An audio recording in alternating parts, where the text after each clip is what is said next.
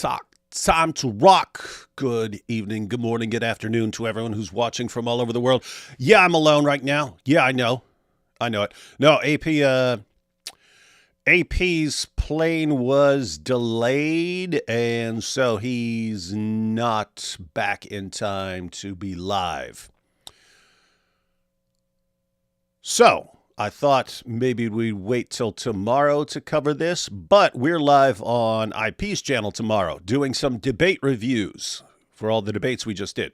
Hey, it's actually a pretty interesting day of debates. Me, AP, and IP, and Robert Spencer all debated on the same day. Then there was Andrew Wilson and a couple other people. But anyway. Whoa, hang on. Look at this. Timothy just said, I'm from South Africa, and this is news to me. So this is interesting. So, yeah, the news broke today that the world's first openly gay imam was murdered. So wanted to cover this story. Again, AP traveling. Thought about covering this tomorrow, but we'll be live doing debate reviews tomorrow. And then... so I figured maybe we'll talk about it later in the week, and then realizing, have you guys noticed that there are like terror attacks every single day now in some European country? Point is, I'm assuming that if I waited until later this week, there's going to be a bunch of other terror attacks in various places. And so that's what jihad is. You just, you can never keep up. You can never keep up with the jihad. Weird, because Islam's a religion of peace and tolerance. So anyway, I decided to go ahead and go live, cover this.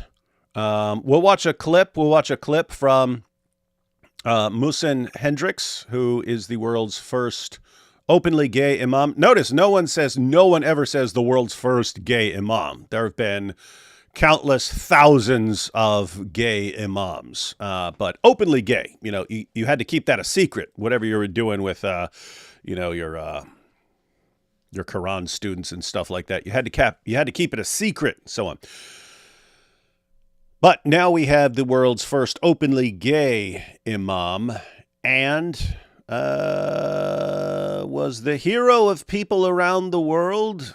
The hero of the LGBTQ community around the world. He was the one. He was the example.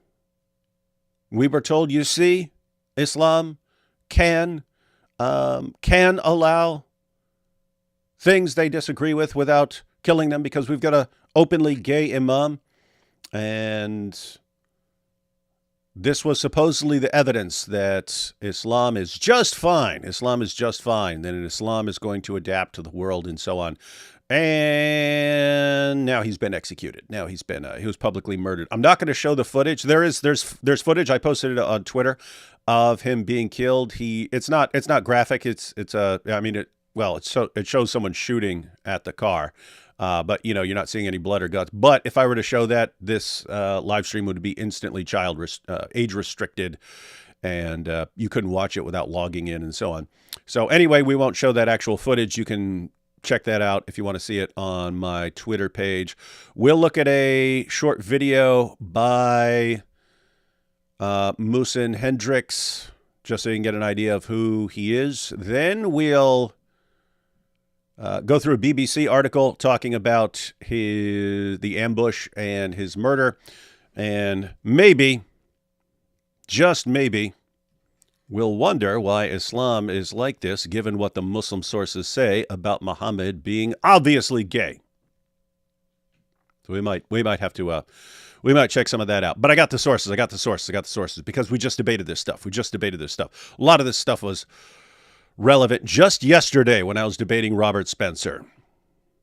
So that's what we'll do, and then we'll be out. Let me take these first couple super chats, then we'll go and watch a video. I loved the debate. You were informative and hilarious. Islam exposed. Yeah, that was a fun debate. I said at the end of the debate we should do it every single day. I love the idea of a debate where one person is blasting away at what the Muslim sources claim about Muhammad. And so one person is blasting away at Muhammad and how messed up he is in the Muslim sources. And the other person is attacking those very sources and saying that Islam doesn't have any reliable sources. And so you can't trust anything any of the sources say about Islam.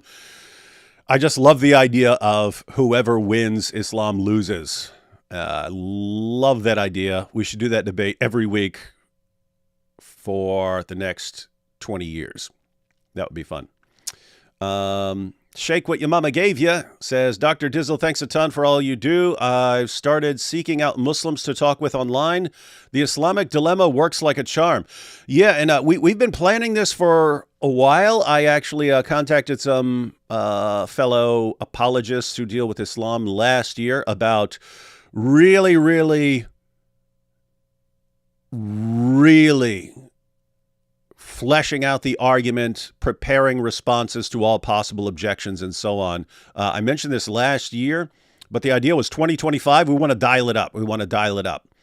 And so the plan was we're going to have like a sort of private group, and we were going to systematically go through the entire Quran, finding every single verse that is in any way connected to the previous scriptures, and putting together like a total comprehensive case and making videos about all of this as we're going along. In other words, the plan would be, there's nothing really important in Surah 1. It's short. But Surah 2 has a bunch of stuff in it. So the idea would be all of us as a group read through all of Surah 2, and then we figure out who's going to make videos on which parts and so on.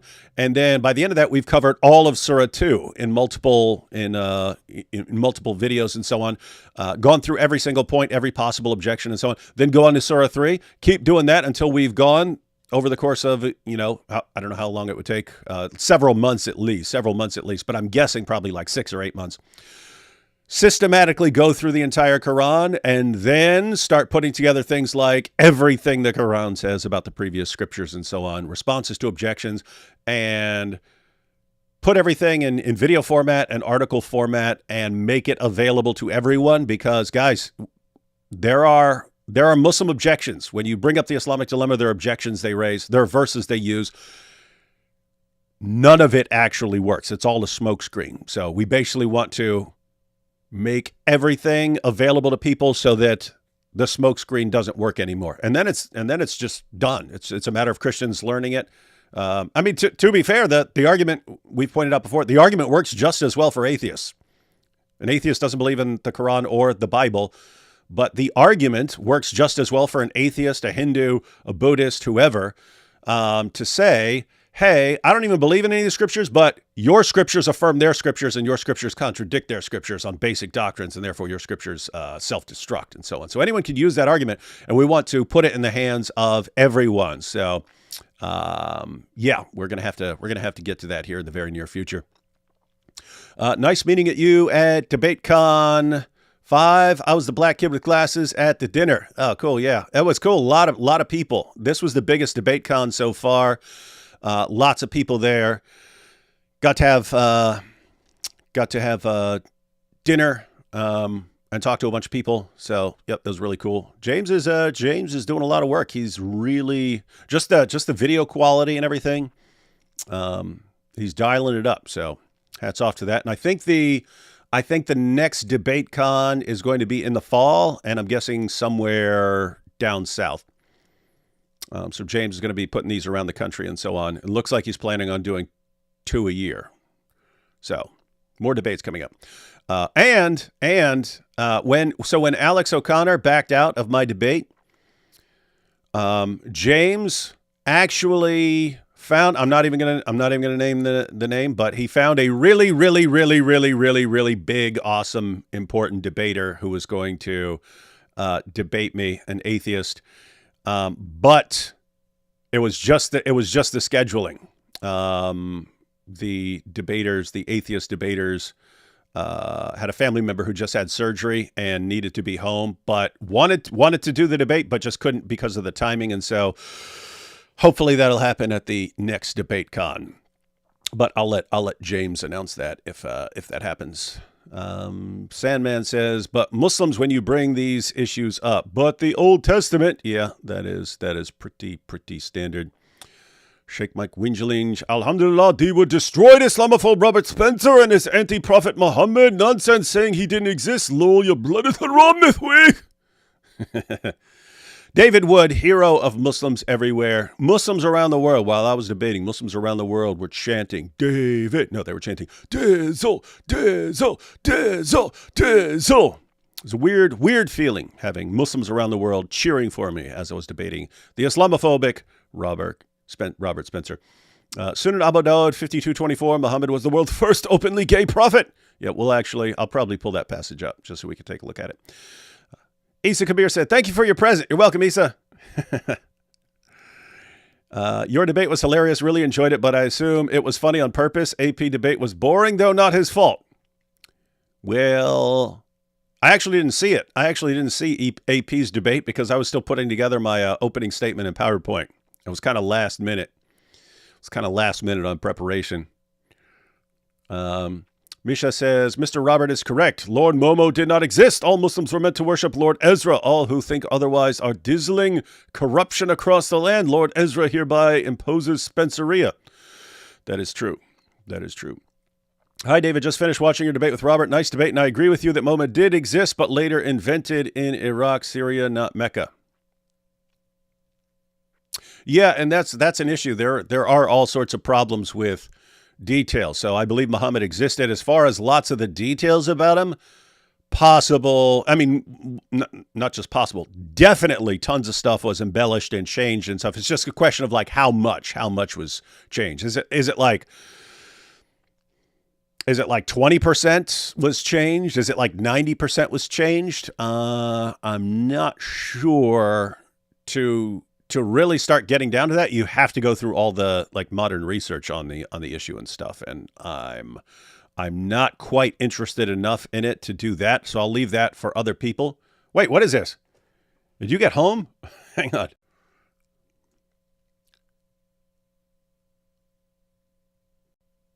What are you doing, man? Hey, what's up?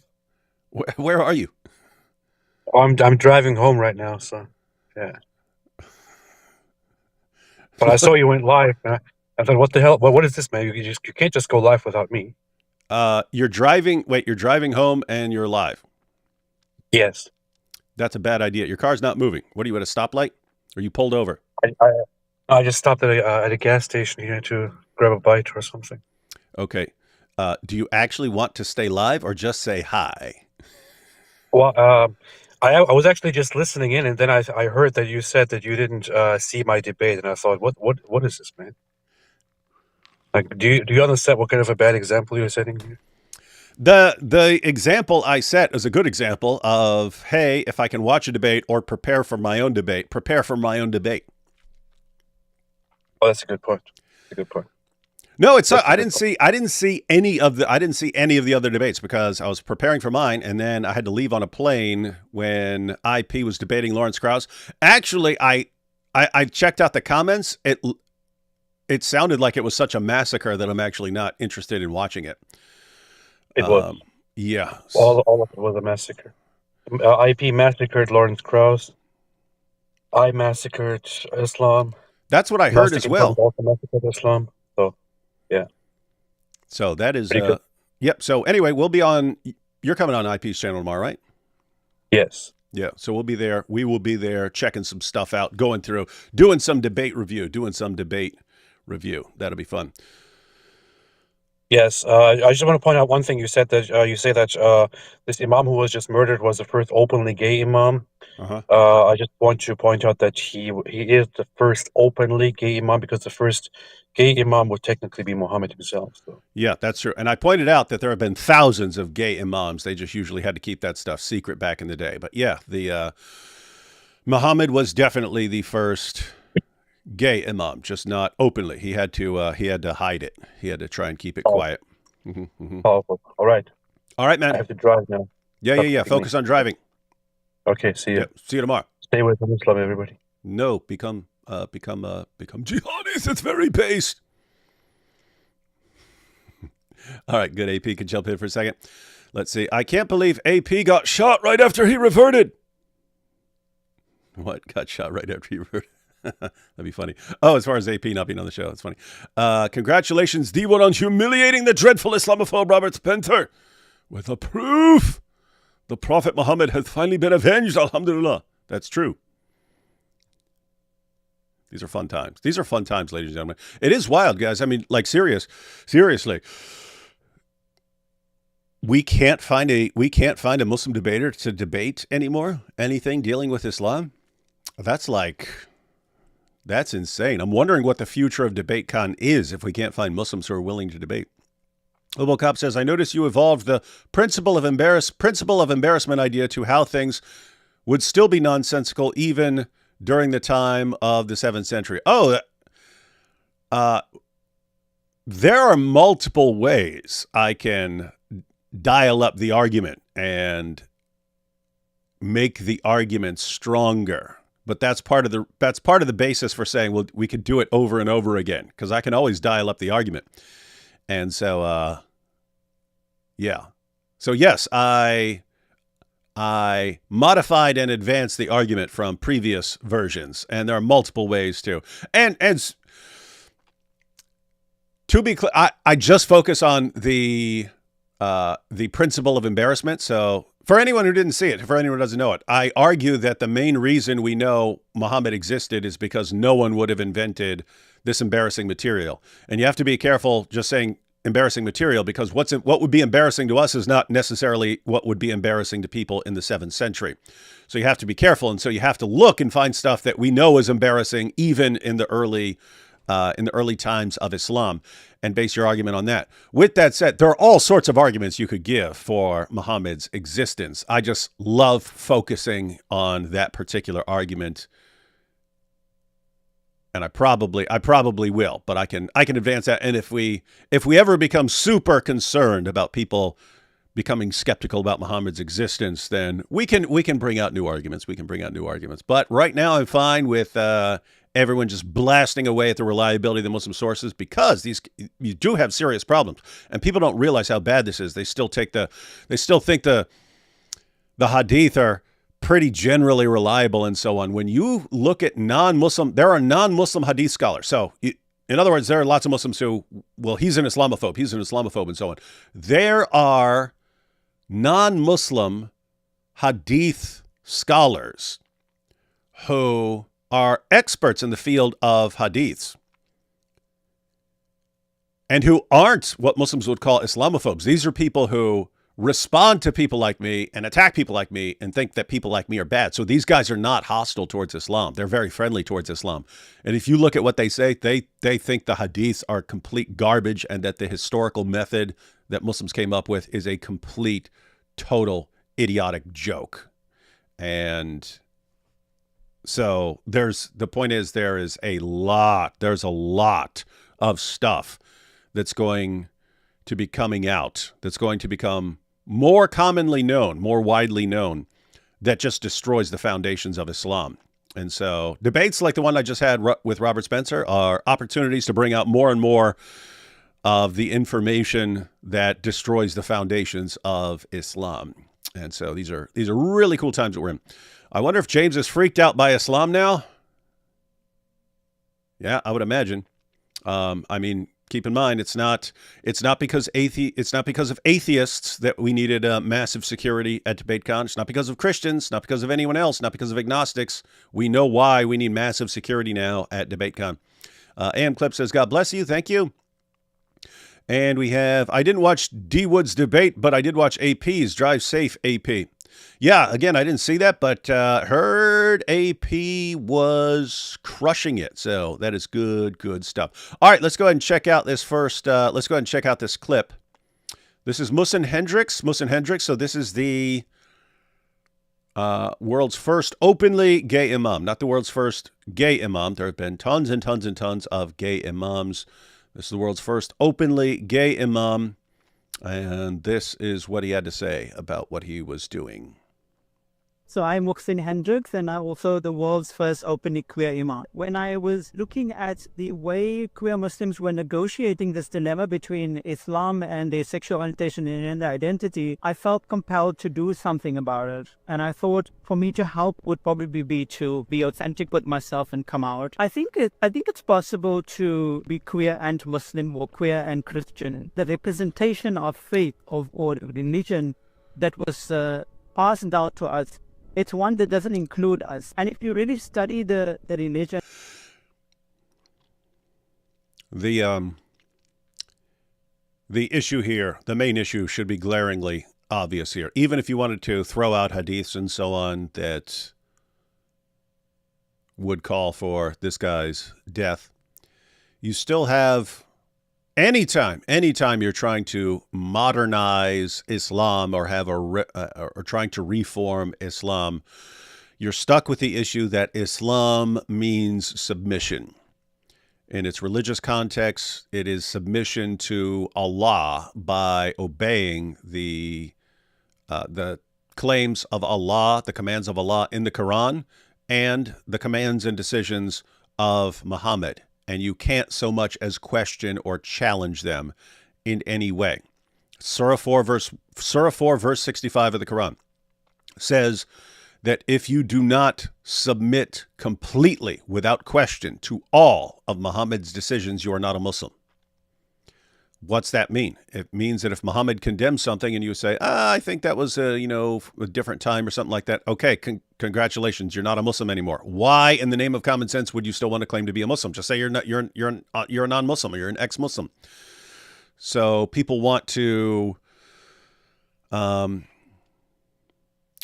change Islam into something when Islam specifically says if you change this into anything, it's no longer Islam. And so you have the Quran again saying that if you do not fully submit to Muhammad and Allah and their decisions and their claims, you're not a Muslim. And then, of course, you have Muhammad in the Hadith saying that all innovators go to hell. Everyone who innovates, tries to come up with some sort of change in Islam, goes to hell.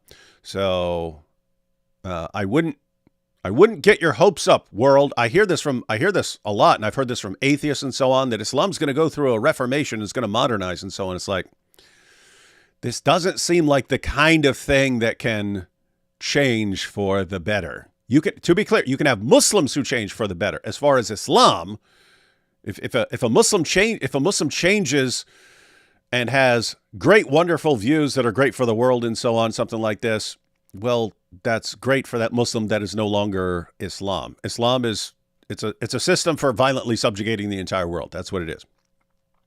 Let's let him finish here. And I'm specifically talking about Islam, you will find that our patriarchy has actually influenced the interpretation of scripture. And so it is an important process for queer Muslims who want to remain faithful to their traditions to re-engage with those interpretations and to sort of queering the interpretation. Nobody has a monopoly over faith, and so we can reclaim that faith.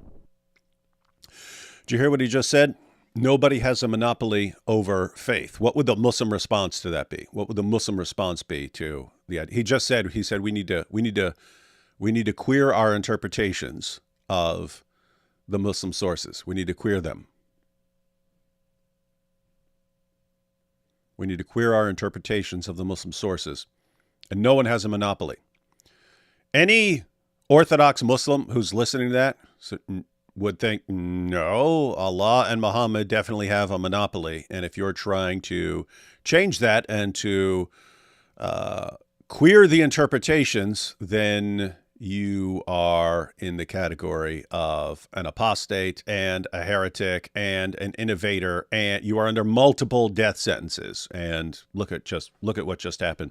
And so the odd thing here is, in the West, you've got queers for Palestine and so on, and hey, Islam is great, and you've got some radicals and so on, but Islam is really, really great and can coexist with the LGBTQ community, and Islam and queerness will be the best of buddies and so on. And what kind of fantasy land do these people actually live in that they think that Islam will get along with them at any point? It's weird stuff. Weird stuff.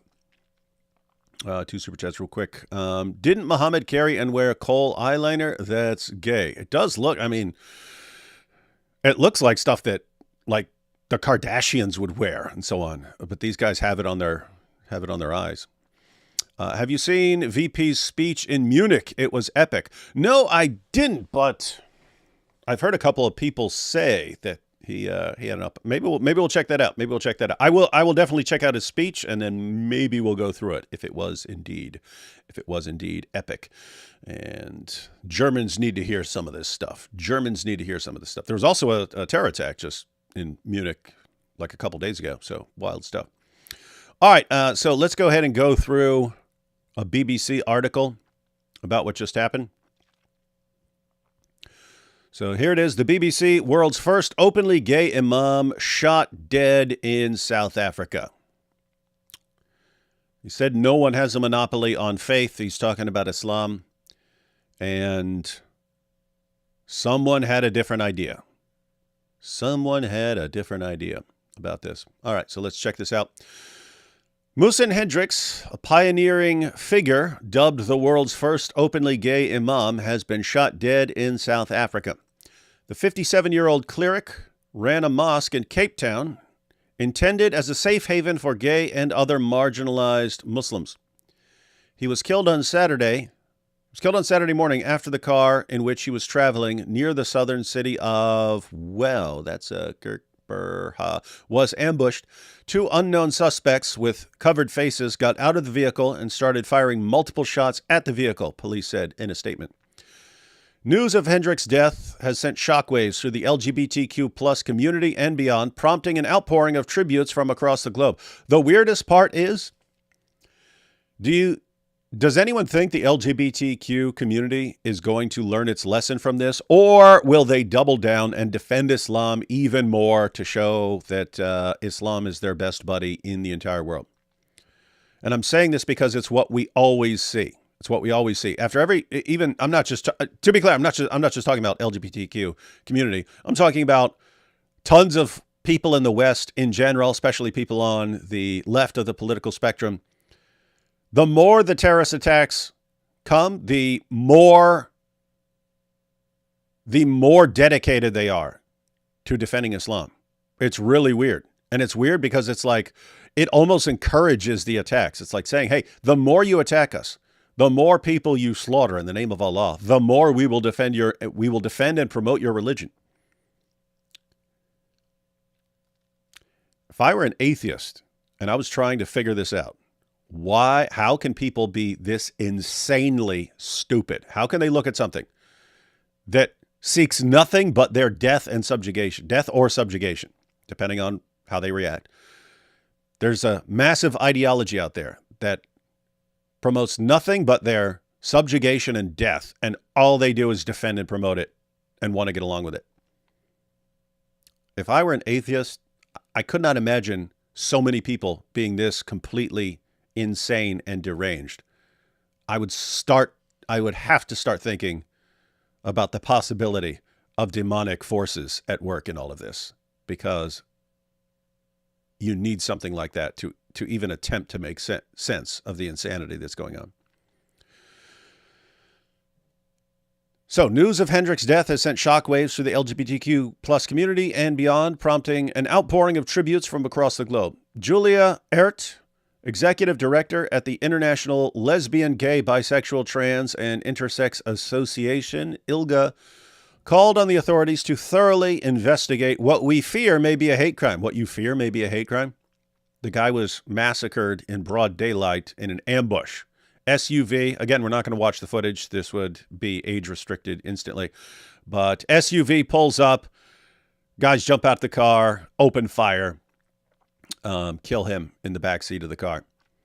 What we fear may be a hate crime. Hey guys, what do you think the odds are that Julia Ehrt will learn a lesson from this and have a problem with Islam? Close to 0%. If anything, Julia will start telling us how this has nothing to do with Islam and how Islam is wonderful and how this tiny minority of extremists who have a weird interpretation of Islam they need to be marginalized, and Islam and the LGBTQ community will get along and live in peace and tolerance and harmony forever and ever. Fantasyland, absolute Fantasyland. He supported and mentored so many people in South Africa and around the world in their journey to reconcile with their faith, and his life has been a testament to the healing that solidarity across communities can bring in everyone's lives. How'd that work out? So we're going to get along with Islam. We're going to queer the interpretations of the Muslim sources, as he said. And what happens? How well did that work out? That was the goal. How well did that work out? Is anyone going to learn the lesson from this, the relevant lesson? No. People are going to double down and do the exact same thing they've been doing. It's like insanely stupid. Hendricks was killed. I'm at the top here. Hendricks was killed after he had reportedly officiated at a lesbian wedding, though this has not been officially confirmed. The details of the attack emerged through security footage that was shared on social media. It shows a car pulling up and blocking the vehicle in which Hendricks was traveling as it was pulling away from the curb. According to police, the Imam was in the back seat. I just want to clarify. I mean, it's always possible that there's some explanation that this isn't a jihad attack, but those were the people who were threatening him. So if you had to pick who you think is responsible, it's it could always be some other weird group or something like that, but looks like jihad. Those are the people who've been threatening him and so on. And then he gets gunned down. So it shows a car pulling up and blocking the vehicle in which Hendricks was traveling as it was pulling away from the curb. According to police, the Imam was in the back seat. The angle of CCTV footage reveals what happened from one side of the road. An assailant jumps out of a car, runs to the ambushed vehicle, and shoots repeatedly through the back passenger window. So they weren't gunning down everyone in the car. They were focusing on him in the back seat. Hendricks Al Gurba Foundation, which runs the Masjidul Gurba Mosque in the Wynberg suburb of Cape Town, confirmed he had died in a targeted attack on Saturday morning. But Abdul Mughith Peterson, chair of the foundation's board, appealed via a WhatsApp group for their followers to be patient, stressing the importance of protecting Hendricks' family. Yep. You do need to protect the family because jihadis love to keep up the momentum. In fact, when you have attacks like this, they're always it always like sends a message like, okay, now's when we're dialing it up and doing so everyone do more of this. You ever notice that you'll have like years ago you had like someone plowed a truck into a crowd of people as a jihad attack, and then all of a sudden you had all these vehicular attacks and so on. It's like, oh, okay, now we're doing this. So, yeah, this is a time for people to be on guard against jihad because it's coming for you. Hendricks' work challenged traditional interpretations of Islam and championed a compassionate, inclusive faith. How did that work out? Did he change Islam? Did Islam become compassionate and inclusive? No, he got killed. South Africa's post-apartheid constitution was the first in the world to protect people from discrimination because of their sexual orientation, and in 2006 became the first country in Africa to legalize same-sex marriage. So same-sex marriage legal, but jihadis apparently, again, always possible that it's someone else. Don't know all the details yet, but looks like jihadis are quite willing to take matters into their own hands. But despite a thriving LGBT community, gay people still face discrimination and violence. The country also has one of the highest murder rates in the world. Hendricks came out as gay in 1996. I have to say, if he came out as gay in 1996, he had a pretty long lifespan for being an openly gay Muslim for that long. But you've got right now in the world, you've got something called the avalanche of apostasy. Muslims are in panic mode, and they think that the solution is to dial up their allegiance to Islam and to be more Sharia compliant and to tolerate less heresy and reinterpretation and innovation in their religion. So this is going to be the new normal, ladies and gentlemen. In fact, you're going to see more of this sort of thing.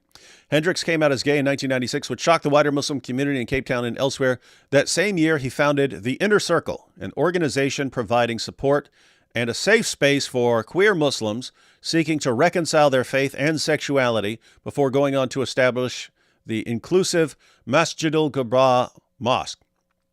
He was the subject of a documentary in 2022 called The Radical, in which he said about the threats he faced, the need to be authentic was greater than the fear to die. So he wanted to be authentic, and he was killed for it. Hendricks often spoke about the importance of interfaith dialogue and the need to address the mental health issues and trauma faced by LGBTQ plus individuals within religious communities. He told the ILGA World Conference in Cape Town last year, "It is important that we stop to look at religion as the enemy." This guy's just killed, and saying, "Hey, don't look at Islam as the enemy." Reverend Jide McCulley, an openly gay Anglican minister, described Hendricks' death as truly heartbreaking. What do you think the odds are that Jide McCulley learns anything from this? And what do you think the odds are that Jide McCulley is very pro-Islam and loves Muhammad and thinks everything is great and Islam is very gay-friendly? What do you think the odds are that Jide McCulley says things like, "We're all Muslims," and things like that? I don't know. I've never heard of Jide McCulley before. I'm just saying it seems pretty common. It seems pretty common. The British Nigerian LGBTQ rights activist runs House of Rainbow, an organization that provides support for gay people in Nigeria where same-sex relationships or public displays of affection are illegal, and paid tribute to Hendricks' bravery. "Your leadership, courage, and unwavering dedication to inclusive faith communities have left an indelible mark," he said. So how'd that work out?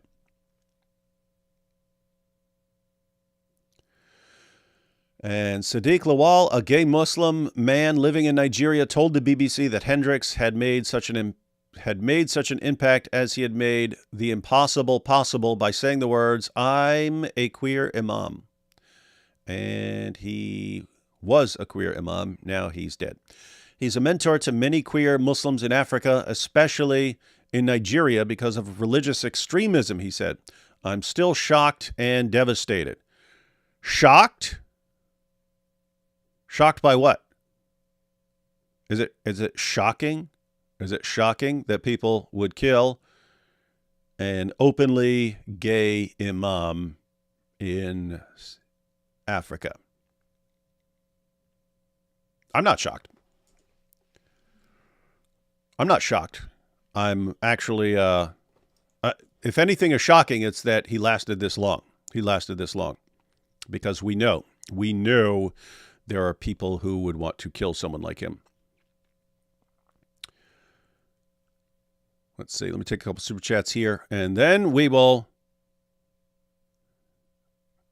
check out some passages about our good friend Muhammad and why Islam should be more LGBTQ friendly when they have Muhammad as their example and their pattern of conduct. He said, "Why didn't he have security? Why didn't he have security knowing the danger?" Oh, him? Yeah. I don't know. He may have. Again, he was in the back seat, so whoever's in the front seat may have been security. I don't know. Don't know the details. They weren't in the article I read. But yeah, so he's in the back seat. Someone's in the front seat. I don't know if that's just driver or security or something like that, but if you're going to be openly gay imam, you probably want more security than whatever he had.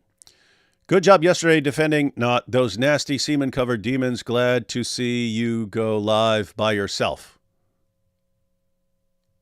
Yeah, AP jumped in for a minute, but we should have plenty of fun, awesome stuff coming up. Did you guys see JD's speech in Munich? You will like it. Oh yeah, that was a different person, right? Yeah. Okay. So two different. I was just making sure that wasn't the same person who recommended that. So yeah, we have multiple independent confirmation in this live stream, and I've seen comments from other people on X and so on, pointing out that that we should check out this speech. So yeah, we will. We'll check it out. We'll check it out. So again, tomorrow we're on IP's channel. But we'll check out that speech, and if it's as good as people are saying, we'll go through it. When are you writing a book? We need a D-Wood book. Oh, you might get a couple D-Wood books here in the near future. That is a super sticker. Thank you, David. And what do we have here? Didn't we hear Queers for Palestine thing? Yeah, we did. We heard very frequently. I mean, you got entire marches. You got entire marches. People with the rainbow flag are saying how much they love Islam, how great Islam is. That's why people compare it to chickens for KFC. Wild stuff. All right, so on to Muhammad, on to our good friend Muhammad. So we checked out the article, but look at what we got here. Narrated Aisha. Sahih al-Bukhari. Narrated Aisha. I used to wash the semen off the clothes of the Prophet, and even then I used to notice one or more spots on them. You seeing this? Aisha. I used to wash the semen off the clothes of the Prophet, and even then I used to notice one or more spots on them. So even after she's washing the semen off, she thinks she's got all the semen off. I finally washed all the semen off the clothes of Muhammad, and then she sees more. She sees more spots. Aisha reported, Sunan Abu Dawud. Aisha reported, I used to rub off the semen from the clothes of the Messenger of Allah. He would pray in it. He would pray in the clothes that she rubbed the semen off of. Guys, think about this. Muhammad's got semen on his clothes. He's got semen on his clothes. She'd rub it off with her hand. She'd rub it off. And then he would go lead prayers. He'd go lead prayers in his robe where she had rubbed off the semen. And then Muhammad's leading prayers and hugging it out with his buddies. Would you want to be anywhere near this guy?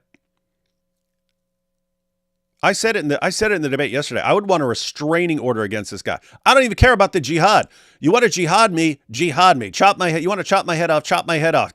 Don't come near me if you've got rubbed off semen on your clothes. Stay away from me. Stay away from me with that nonsense. It was narrated that Aisha said, I often scraped it, semen, from the garment of the Messenger of Allah with my hand. So now we have washing it, rubbing it off, and scraping it. Aisha's trying like every method she can come up with. Every method she can come up with for getting all this semen off Muhammad's clothes. But it's a never-ending process, so she has to try various ways. Scraping it, rubbing it, washing it. And no matter how much she tries to get rid of it, there's always more. There's always more. Covering Muhammad's clothes that he goes to the mosque to lead his fellow Muslims in prayer while wearing. Narrated Suleiman bin Yasser, I asked Aisha about the clothes soiled with semen. She replied, I used to wash it off the clothes of Allah's messenger, and he would go for the prayer while water spots were still visible. So she said in Sahih al-Bukhari, a different passage, that she would wash off the semen and then she'd see more semen. But also, even after she's washed the semen, he would go for the prayer. So he's going and leading prayers, and he's got the watermarks on him. So if you saw Muhammad, even if Aisha was miraculously successful in getting the semen off his clothes by rubbing it, scratching it, scraping it, washing it, and so on, you see this guy show up and he's got these water spots. He's got these water spots. And, Aisha obviously shared this information with people, but that was from washing off all the semen off his clothes. It's a weird dude. Here we have Aisha saying, I used to scrape it, the semen, off the garment of Allah's messenger, and then he offered prayer with it. So you go lead the prayers, covered in semen. And here we have, it was narrated that Aisha said, I remember that I found it, semen, on the garment of the messenger of Allah, and I scratched it off. So this is the life of Aisha. Washing it off, scratching it off, scraping it off, rubbing it, trying to rub it off. She'd see more. He'd head to the mosque. He'd head to the mosque to lead the prayers with water spots on it. And keep in mind, when it was dried, when the semen was dried, she would scratch it off. If the semen was wet, she would wash it off. But I mean, she would just rub it off or scratch it off, and he'd go lead prayers in that garment.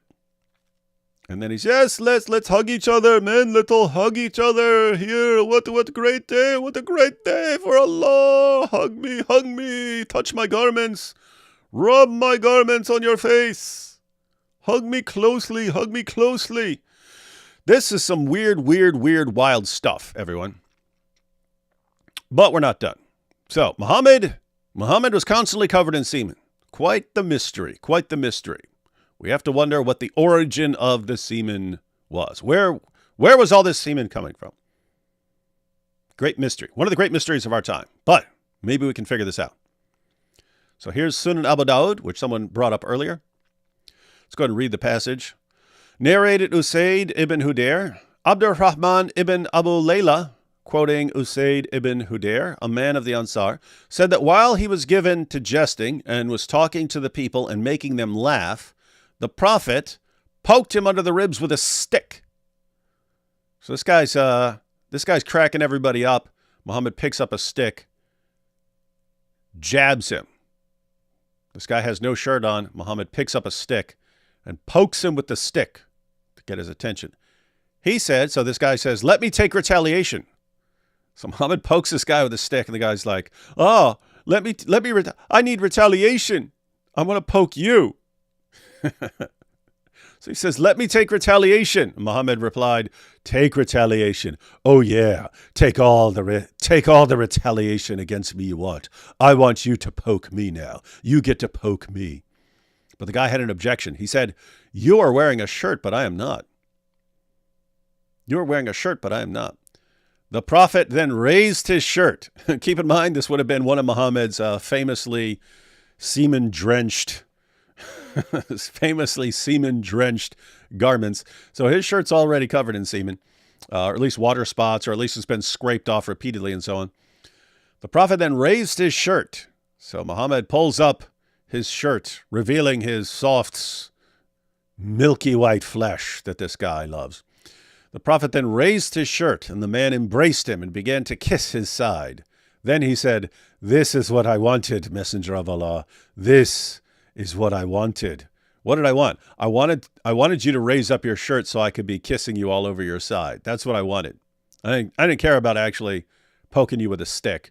I wanted my lips all over your milky white flesh.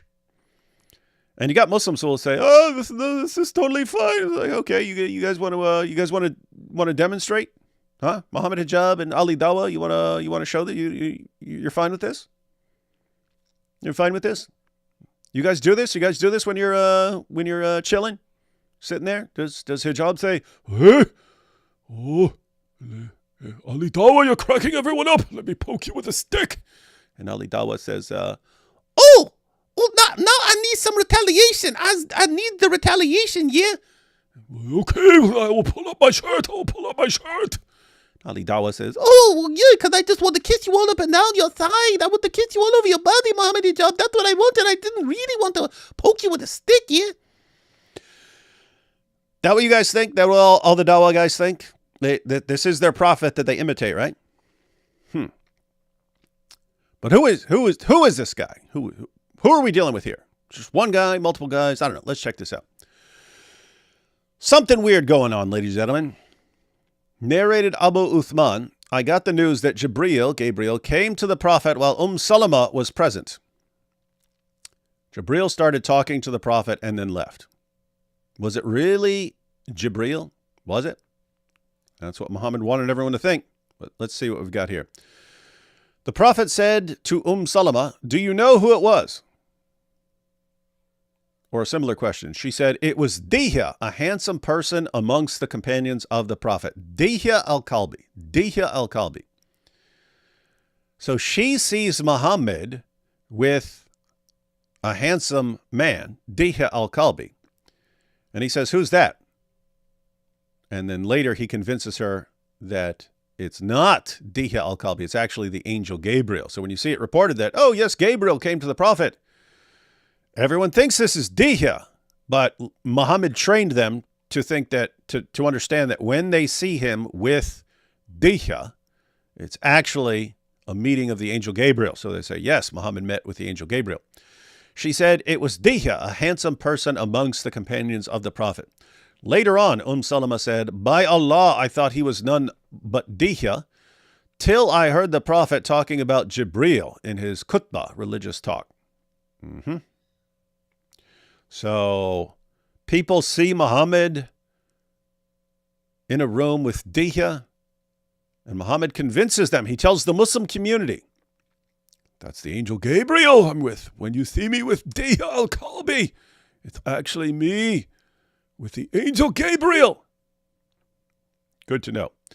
And we have this in both Sunni and Shia sources. Let's check out this. Let's see if this is starting to look pretty darn suspicious.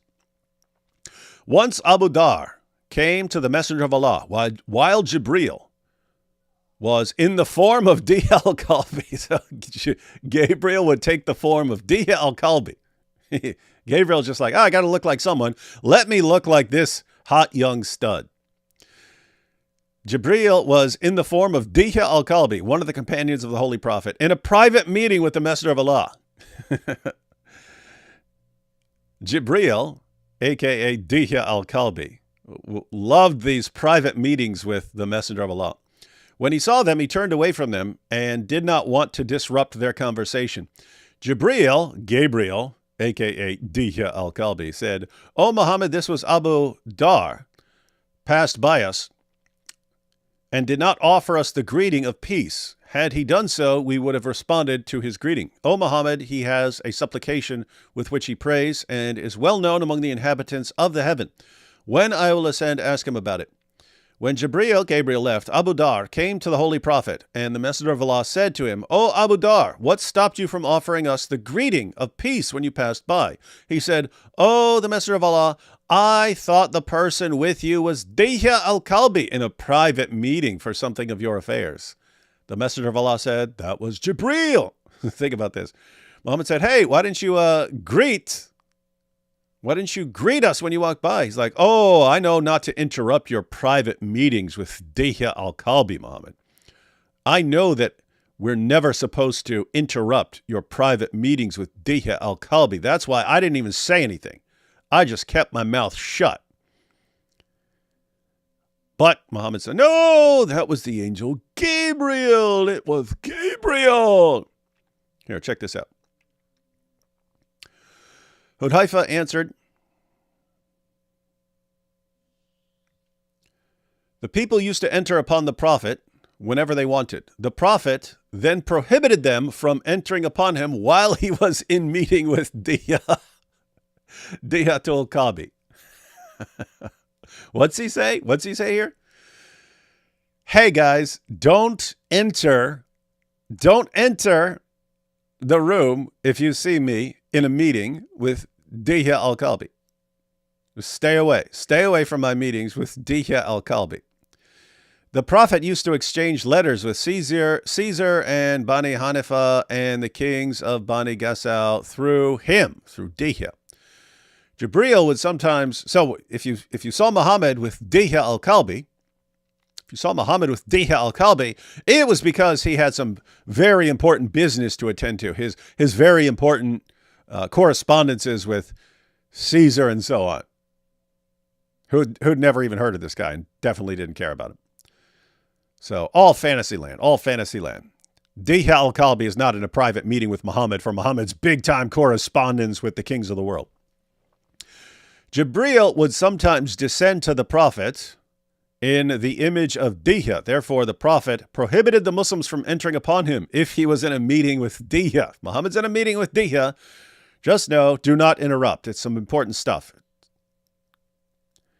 Hudhaifa added, one day I came to the Prophet for some matter, hoping to meet him alone. When I arrived at the door, I looked and found a curtain covering the door. So they put up a curtain to hide what's going on behind the curtain. Don't look behind the curtain, everyone. Do not look at what's going on behind the curtain. Muhammad's back there with Dihya al-Kalbi. I raised it and was about to enter. That's what we were accustomed to do. They were accustomed to what? Accustomed to, raising, not going in there, but he had to go in, and so you raise the curtain. Then I saw Dihya sitting beside the Prophet, who was sleeping, and his head was on the lap of Dihya. This is the Prophet of Islam sleeping with his head on the lap of this handsome young stud. When I saw that, I left. Then I met Ali on my way. He said, oh, blah, blah, blah, blah, blah. Anyway, let's go ahead and skip. Let's go ahead and skip to the end here. So read this. Then Imam Ali asked me to enter. So I entered and sat down. Soon after that, the Prophet woke up and he smiled when he saw the face of Imam Ali. Then he told him, "O Abul Hassan, from whose lap did you take my head?" So by this time, so they switched out. Dihya al-Kalbi gets up, and then while Muhammad is asleep, and then this other guy rests Muhammad's head on his lap. So Muhammad falls asleep on the lap of Dihya al-Kalbi. Muhammad wakes up and sees this other guy. So Muhammad says, then he told him, "Oh, Abul Hassan, from whose lap did you take my head?" Ali answered, from the lap of Dihatul Kalbi. Then the Prophet replied, "This was Gabriel. So what did you tell him when you entered, and what did he tell you?" So Ali helps out. Muhammad wakes up sleeping on some other guy's lap, but it's all okay. So Dihya al-Kalbi. Now, is anyone finding this a bit suspicious? Anyone finding this at all suspicious? That everyone thinks, hey, Muhammad's in his... So one, think about this. So Muhammad was known to have private meetings with Dihya al-Kalbi. And it was understood that when Muhammad's having a special private meeting with Dihya al-Kalbi behind the curtain, don't interrupt, because they've got important business to attend to. They're working on letters to various kings of the world, inviting them to Islam. That's why Dihya's back there. But eventually Muhammad says, "Oh, when you see me back there with Dihya, it's actually the angel Gabriel I'm back there with. So don't get suspicious and think I'm back there getting banged by Dihya al-Kalbi. I'm back there with the angel Gabriel, everyone, who just happens to take the form of Dihya al-Kalbi." Anyone buying this? Anyone buying the idea that, one, that Muhammad would have private meetings with this hot young stud, and two, that when he would have private meetings with the angel Gabriel would disguise himself and take the form of the exact same guy that Muhammad was known to have these private meetings with. And it's behind the curtain. Muhammad would sleep on his lap and so on afterwards. If he came in, when Muhammad's all worn out, all tired and tuckered out, he'd just go to sleep on his boy toy's lap. But if you caught him, "Hey, what are you doing sleeping on this guy's lap?" "Oh, that's the angel Gabriel. Gabriel just sits around and lets me sleep on his lap when I get tired and tuckered out after a tough meeting." Anyone buying this? I brought it up in the debate. And I just pointed out, I said, imagine a husband. He comes home early from work and he pulls up in his car. And when he pulls up in his car, he sees a guy jump out of the window of his house and then run down the street. This guy's like, "Whoa, someone is just in my house. Someone just in my house and jumped out of the window. Let me go in there and make sure my wife is safe." He runs in there. Honey, are you okay? "I just saw a guy jumping out the window." And the wife says, "Oh, I'm fine, dear. See, that was an angel." you would have to be the biggest idiot on the entire planet to fall for that. And Muhammad's wives and companions all apparently fell for it. Or those who didn't fall for it, they at least couldn't speak out. It's not like you can say, hey, Muhammad's lying about that being the angel Gabriel. They chop your head off for that sort of thing. So this is why we say that Muhsin Hendricks is the world's first openly gay imam. There have been gay leaders in Islam going all the way back to Muhammad. Technically, he would have been bisexual or pansexual or however you want to put it. But he was definitely doing some stuff behind the scenes with Diha al-Kalbi. Definitely. So that's what we have here, ladies and gentlemen. Just wanted to update everyone on that and how it's all connected to Islam and how you have people going out and killing people, not for being gay, but for being openly gay. Not killing people for being gay. In Islam, you're totally fine as long as you keep it on the DL. You got to keep it on the down. You got to keep it hidden. You got to keep it quiet.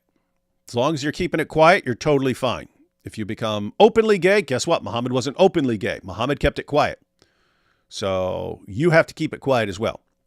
If you're openly gay, you're violating Islam, and they will have to execute you.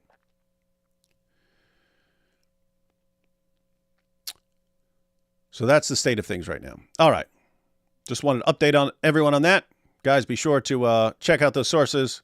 Share those everywhere. It is an ongoing issue in Islam that Muslims still don't know what's in their own sources. So we got to share that stuff.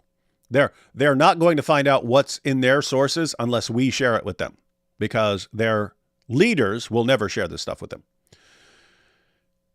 Infinite Oneness says, didn't we hear Queers for Palestine thing? Yep. Check that out. Whoa, it hasn't even been 3 hours yet, and we're already on topic. You can really tell when AP is not around. Yep, AP is the weakest link. Bet he's listening right now. Great job exposing Mohammed in that debate the other day. I had no idea about all that gay innuendo before that debate. Yep, that's why we share this stuff. These are great times for sharing information, ladies and gentlemen. And just so everyone knows, that's the other part. So we talked about the avalanche of apostasy. The Dawah guys, the jihadis, all these guys know they're in a race right now. You go back just 20 years, people knew nothing about Islam. Nothing. Zero. They didn't know about Muhammad and Aisha. They didn't know about anything. All of a sudden, people are finding out more and more about Islam, and this is leading to the avalanche of apostasy, because Muslims are finding out that their leaders have been lying to them for years about how wonderful Muhammad is and the preservation of the Quran and the scientific miracles. They're finding out they've been lied to, and they're leaving.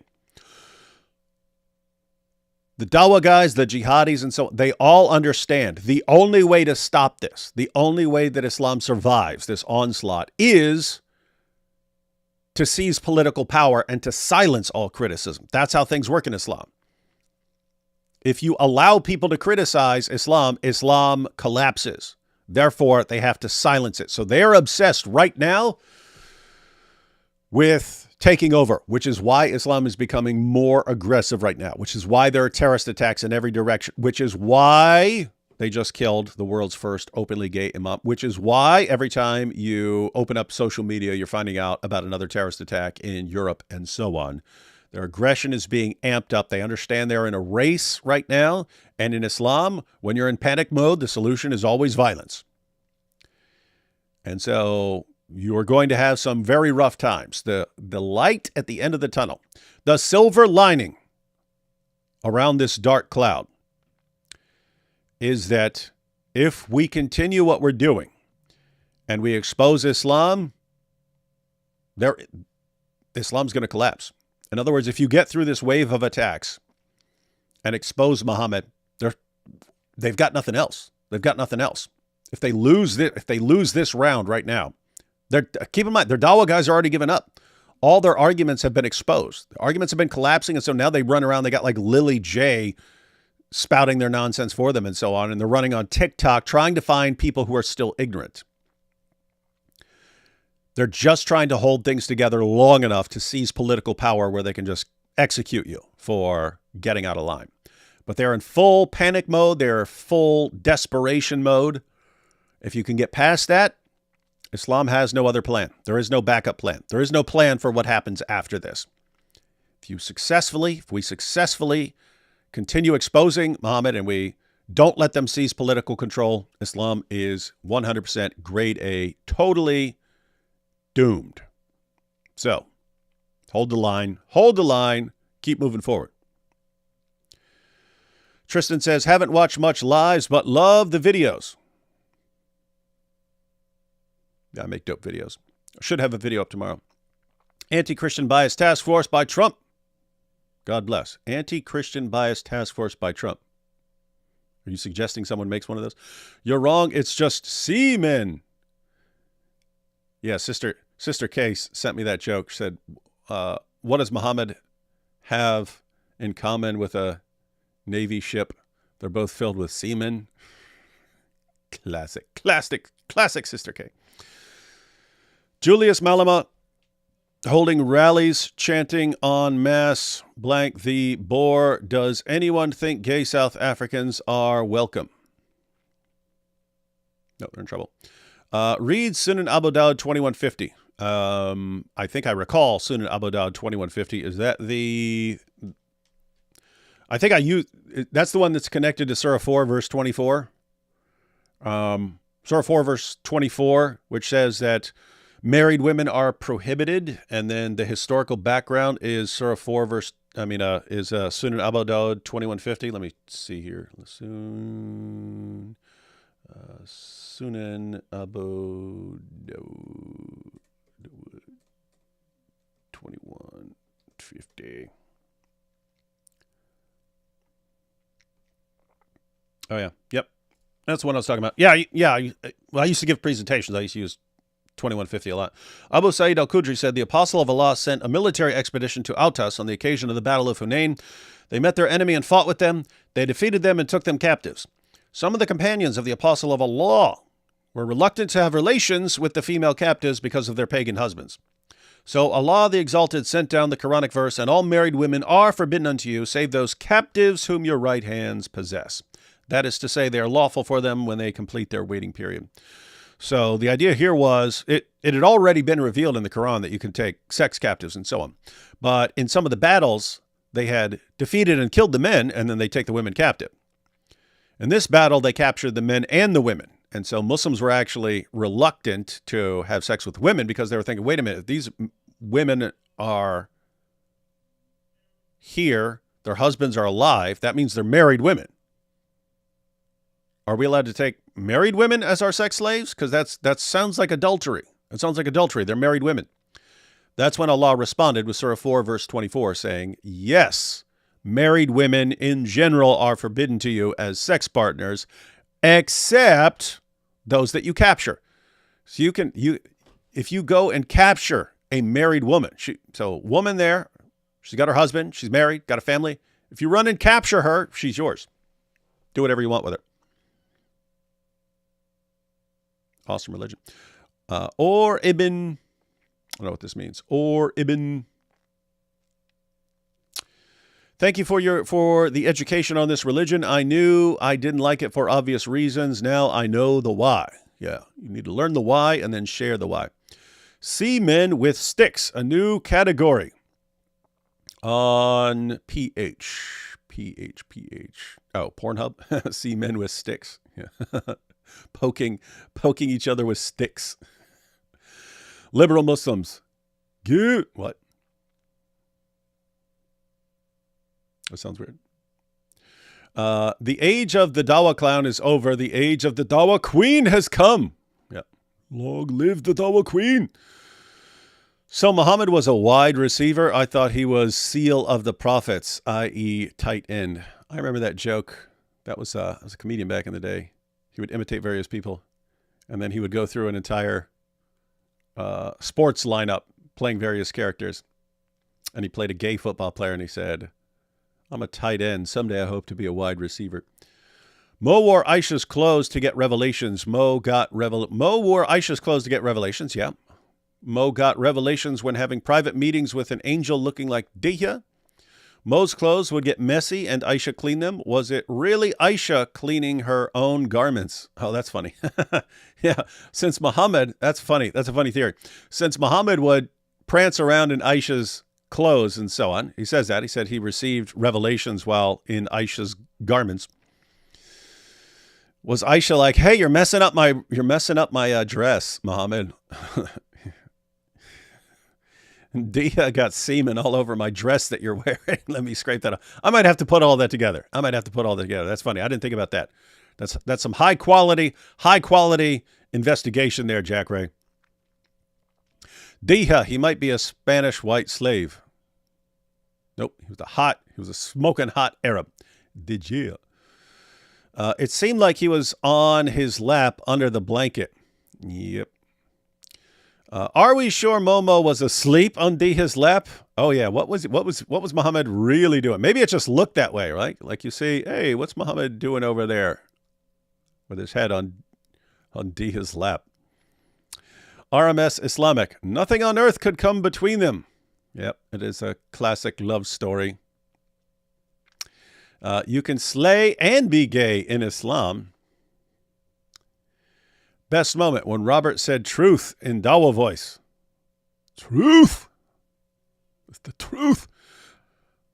Momo wasn't bi. He'd do anything. Yeah, that's why I said like pansexual. Didn't matter. Dead woman. Doesn't care. Goat. Sheep. Yep, he's the prophet. He gets to do what he wants. Correcting myself, I have misread it earlier. That's fine. We all make some mistakes. Thoughts on orthodoxy?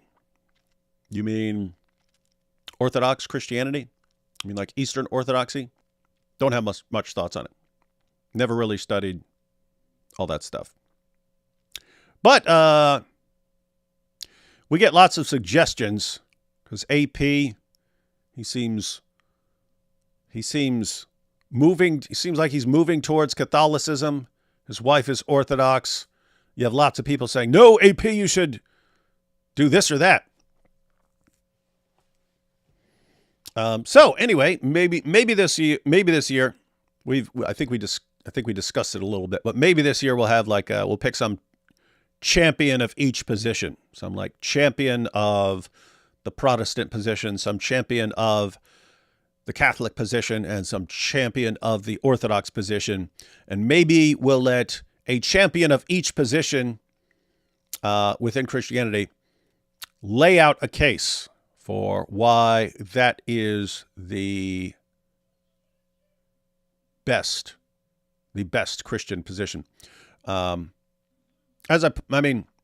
kind of reluctant to well, they're just things that I'm way more interested in, and I think that are way more important. And when you look at what's going on, you're actually in some dangerous times right now. When I've talked before about what's going on psychologically with people, everyone is being primed for greater and greater division and hostility towards other groups right now. So I've pointed this out before, but this is actually the exact same thing is going to happen in the Christian realm as well. All these groups are going to, Orthodox Christians, Catholics, Protestants are all going to become more hostile and aggressive to other groups. And then even within groups, so even different Protestant denominations are going to become more hostile towards other denominations and so on. This is all going to be amped up and dialed up because here's what happens. When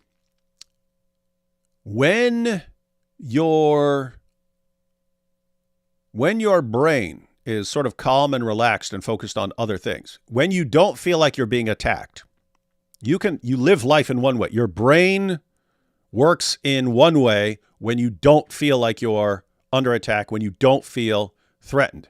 You wake up, you eat breakfast, maybe with your family, you go to work, you get along with people at work, you drive home, listen to the radio, you watch some TV, you have dinner, do whatever else you want to do. You're not being attacked. pretty friendly. You have like a friendly mindset during those kinds of times, and you're not you're not going around and lashing out at things. We're in a time where everyone feels like they're constantly being attacked. In other words, you wake up, you check social media, and you find out that you're being attacked. And then you go to work and your company is imposing some political agenda on you, and you have to either fight it or pretend to agree with it or something like this, but you're being bombarded. You get out, you go to the store, you go to Target, and you're being, you feel like you're being attacked. And here's the thing, even if you agree with what's being imposed on you, you still go into fight mode. You go into fight mode. So in other words, if you go into Target and they say, here's the thing that we're promoting right now, that here's our new idea that you have to be on board with. You could be for that or you could be against it. Either way, your brain goes into fight mode, because either you're against it and you're like, what are they doing pushing this on me? It's a store. It's a department store. They sell groceries here. Why are they trying to indoctrinate me? So you go into fight mode. But even if you agree with the message they're sending you, you're looking around for other people who disagree, and you're mad that people would disagree with that. So you just went into fight mode. You were there to buy a new shirt and some iced coffee and a gallon of milk, and now all of a sudden your brain just went into fight mode. You became more aggressive. Well, guess what? Now people feel like they're being attacked all day, every day, in one way or another. This changes the way your mind works. What happens? Here's what happens. We know this. This has massive confirmation. When you feel like you're being attacked, your tendency as a human being is to join a group for your protection. In other words, human beings do not like feeling like they're being attacked and being alone. They don't like it. You're wired that when you are in danger, click up with a group. And animals are like this as well. You hear about a wolf, a lone wolf. That phrase comes from a wolf can live on its own in the wild. A wolf can go on and live just fine on its own in the wild. It does that if it doesn't have other predators to compete with who it might have to fight. In a more dangerous area, wolves will stick together in packs. And a wolf that lives on its own behaves completely differently from a wolf in a pack. Once you have a pack, then all of a sudden you have a hierarchy. You have the leader wolf, and then you have the second in command, and so on. And they have different tasks and so on. So here's what happens to you. When you feel like you're constantly threatened, you are just wired to want to join a group for your protection. This group is your protection from others that are attacking you. But here's the thing. There's a cost of doing business. When you're in this group, you have to demonstrate your worth to the group. You have to demonstrate your value to the group. And you are wired that once you join a group, you have to demonstrate your worth to the group because you're there for your protection. So you have to, how do you demonstrate your worth for the group if you're being attacked? You demonstrate your worth, your value to the group by attacking the group's enemies. So now you have a bunch of people who are together in a group and are attacking other groups. Well, guess what? This makes other people feel like they're even more under attack now from your group. And so other people feel like they're being attacked. So they join an opposing group. And how do they demonstrate their worth to the group, their value to the group? By attacking your group and by attacking every other group. The result is that everyone starts attacking each other. Your guys, we're in the middle of a spiral. Everyone feels like they're being attacked. So everyone clicks up with a group.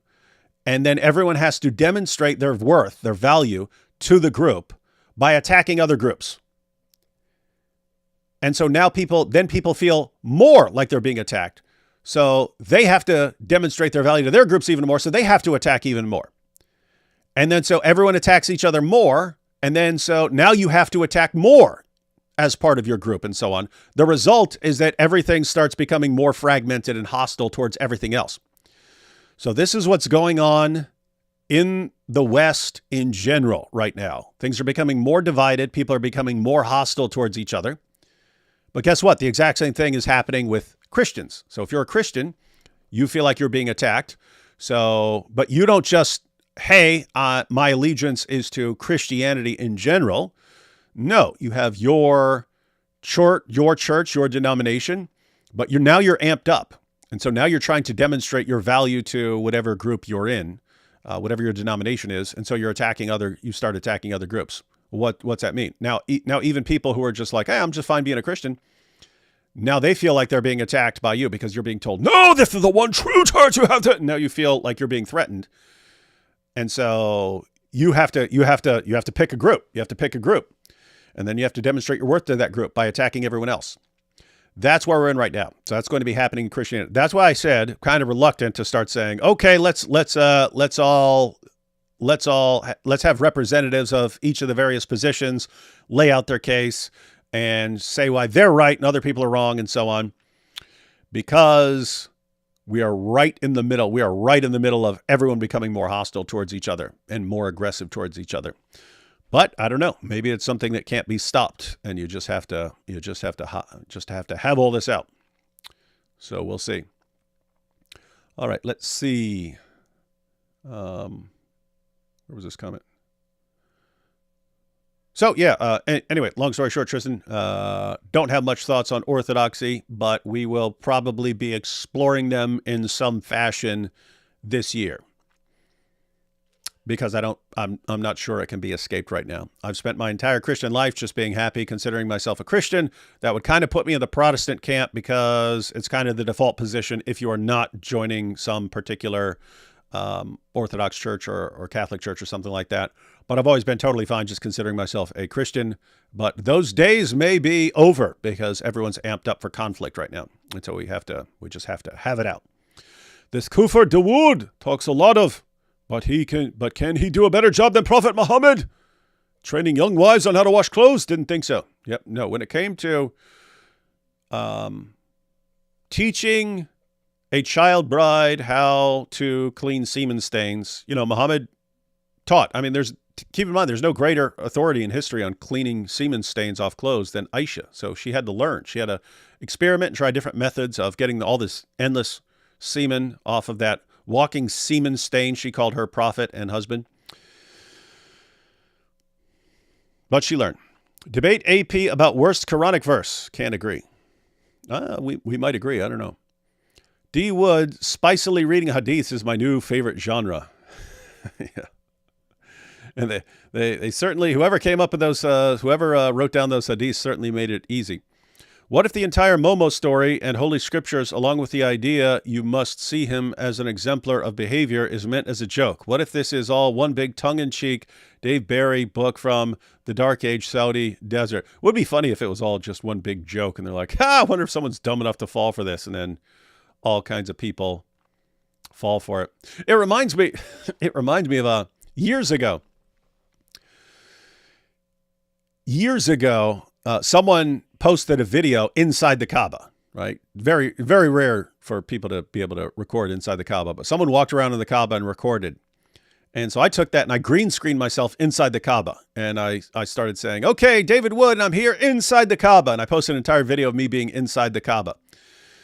And I showed it to Nabil. And it's funny how alike Nabil and I used to think, because I said, hey, Nabil, have you seen this? There's actual video footage inside the Kaaba now.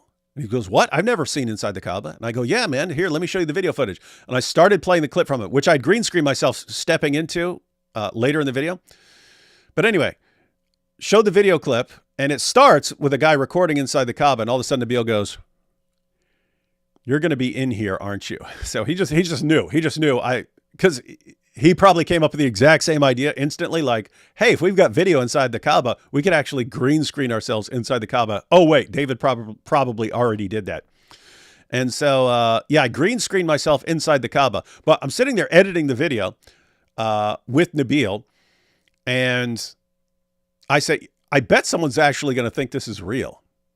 I look at the video, I think it's obviously fake. And the entire story I told for how I ended up inside the Kaaba was obviously fake, because Muslims aren't even allowed in Mecca, let alone inside the Grand Mosque, let alone inside the Kaaba. So I said at the beginning of the video, which again is me inside the Kaaba.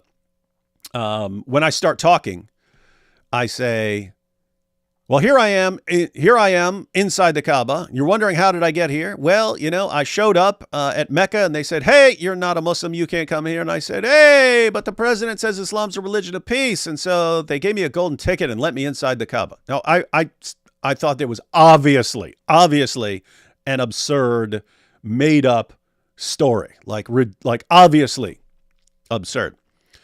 But when I was editing, I was like, I bet someone actually thinks this is real.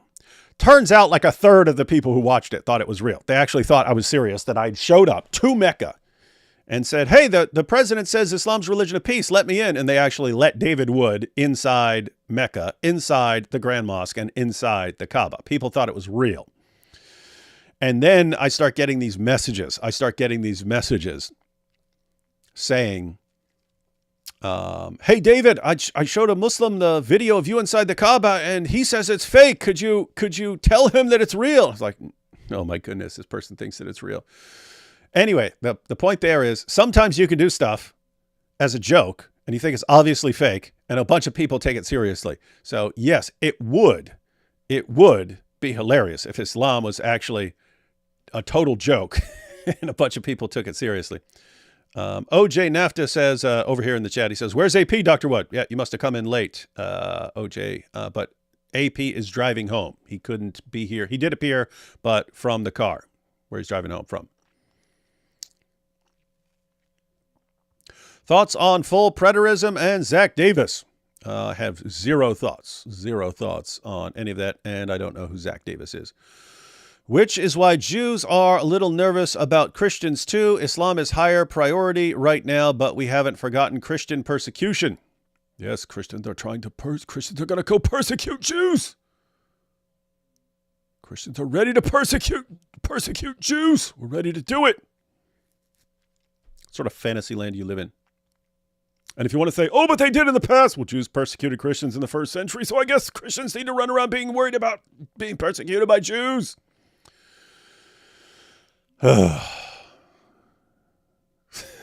Will you visit Mara, Gaza when it's redeveloped? Yes, if Gaza becomes controlled by the U.S. and becomes a big golf course, I will definitely go there. Are you still in contact with Michelle Qureshi? How is she or her little girl doing? No, not anytime recently. My wife and her update each other every once in a while. But yeah, last time I saw her a few years ago, we recorded a video, and that was before she got married. So yep, she's remarried and so on. I have been radicalized by Prophet David Wood. That's good. Everyone needs to be radicalized by Prophet David Wood. My gut says the same about the times and grouping and battling it out. I'm pretty sure if AP asks the Lord with his whole heart, he'll find him. Yeah. Interesting watching the development of AP. So he starts off as Muslim. Interesting background, growing up in Germany, but being Turkish, and then being in Turkey and the Turkish military and so on, then becoming an atheist, then an agnostic, then sort of simultaneously drawn to Judaism and Christianity, then leaning towards Christianity, leaning towards Catholicism, but still isn't quite sure and not wanting to make a wrong choice and wanting to be careful and so on. So yeah, it is let me put it this way. Once AP has figured things out, it'll be an interesting book or documentary or something. Didn't wear the Diddy hat, Major L, David. I have no Diddy hat. And Gavin Ortland, Trent Horn, and Jay Dyer. So those would be your three. Those would be the three. Those would be the three representatives to break down the different positions. Not bad. All right, everyone. So what is it? 9:30. Yep, we've been live for an hour and a half. I think that's good. We've covered the issue. All I really wanted to do was update people on the story. And on Twitter, or X, you just get a little you get a tweet or a little post, and doesn't give much information. Just wanted everyone to get more of the details about what just happened in South Africa, and more information about Muhammad and why Muhsin was the first openly gay imam, but definitely not the first gay Muslim leader. The rule in Islam is what happens behind the curtain with Diha al-Kalbi stays behind the curtain. Don't talk about it. Don't talk about it. So that's the general rule. And if you break the rule, and you become openly gay, well, then apparently they will kill you. And the LGBTQ community would be wise to take note of that while they defend it. Take AP golfing to Mara, Gaza. No green screens. No, if that becomes a golf course, I've never played I've played mini golf before. I've never played real golf. But if that becomes a big golf course, I will play. I hereby guarantee that I will play my first round of real golf at that place. I will travel there just for that. And I'll take AP with me, and we will play golf. It'll be awesome, and we'll record it, and it'll be fun. All right, everyone. So again, tomorrow we're going to be on with Inspiring Philosophy. So I forget if he told us the time, but it's normally 8 o'clock. So I think it's 8 o'clock tomorrow. We'll be on IP's channel, and we'll be doing some debate reviews, which is good because I didn't see any of the debates except my own because I was preparing for my debate. And so interesting to see some of what happened in some of the other debates. But we'll be live with IP tomorrow. I should have a video up tomorrow because I'm going to record one sometime late tonight. Well, check that out. And from Sarah here, worst part, within groups, least ecumenical, most exclusionary will win in times like this. I don't like Francis being too open, but we might need that right now. Yeah, so the idea is the groups that are sort of built like that, right? Built for, hey, we all have complete allegiance to our group and we attack in every direction. Those are the groups that will tend to do well. And the people who try to be, hey, I don't want to attack, those are the people who get eaten alive in situations like that. So that's just what happens. That's just what happens when everything becomes more and more divided up. And Mumu says, why is it not enough that AP was smart and brave enough to leave Islam? Why we need to bug him about choosing other religion? Live and let live. Mumu Joe, why did you just bother us and try to tell us what to do and tell us to live and let live? Why don't you live and let live? We have a different view from you. Why can't you live and let live? Why can't you look at different people and say, oh, other people want to tell AP about why their position is correct. You say, oh, but you shouldn't tell people their position isn't correct and that they need to find the correct position. You shouldn't do that. But you obviously believe that your position is correct and that we should all just live and let live. So why are you trying to force your views upon us? The point here, Mumu Joe, is this is hypocrisy. If you actually thought, hey, it's wrong to criticize another person's position, you wouldn't criticize another person's position, even if they're criticizing another person's position. You'd have to actually say, oh, I don't believe in criticizing other positions. So you have an incoherent position. And so the solution, if you actually believe what you said, you should never share your views. The moment you share, you're violating your own rule. So keep that in mind. All right, everyone. See you all tomorrow on IP's channel. Should be fun. D Wood, Inspiring Philosophy, The Apostate Prophet, 3 guys who all debated yesterday. We'll all be on. Should be fun. All right. Catch y'all then.